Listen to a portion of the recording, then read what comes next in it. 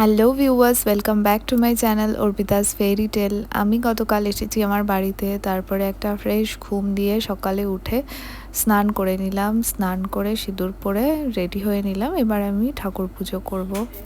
আমি বিয়ের আগেও বাড়িতে স্নান করে প্রতিদিন নিজে পুজো করতাম, শ্বশুর বাড়িতেও তাই করি। আবার এখন বাপের বাড়িতে এসেছি ঘুরতে, এখানেও আমি তাই করি।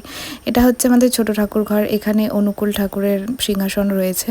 এখানে অনুকূল দেব, মা দুর্গা বসানো রয়েছে। আর বড় ঠাকুর ঘরে আছে মহাদেব, শিবলিঙ্গ প্রতিষ্ঠা করা, নন্দী মহারাজ রয়েছে।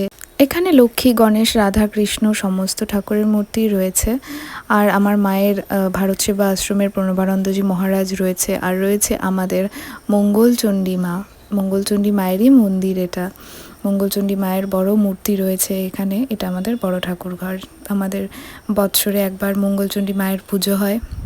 পুজো দিয়ে তারপরে আমি দুপুরে খেতে বসলাম। মা একদিনেই আমার সব পছন্দের খাবার করে দিয়েছে। পনির করেছে, চিকেন করেছে, ইলিশ মাছ করেছে, সাথে আবার দই মিষ্টিও নিয়েছে, ইলিশ মাছের তেল রেখেছে যেটা আমি খেতে খুব ভালোবাসি, আর সাথে ঢ্যাঁড়স ভাজা, কচু ভাজা আর কচুর বড়া।